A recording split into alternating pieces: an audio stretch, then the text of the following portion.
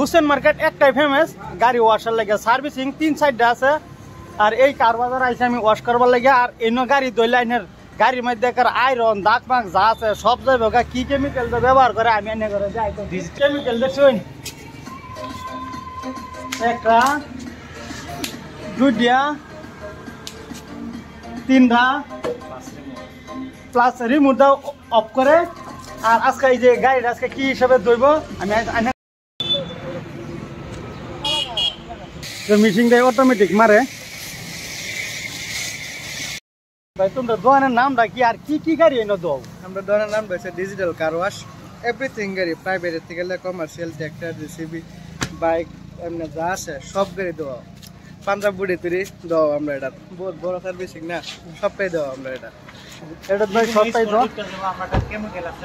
এর যদি দাগ থাকে তাই সব উঠে যাবে। হ্যাঁ সব উঠে যাবে, এভরিথিং কেমিক্যাল আছে। কেমিক্যাল আছে। আর আমরা যে পলিশটা আছে কমার দাও 15 দিন মান এর গ্লেস থাকবে।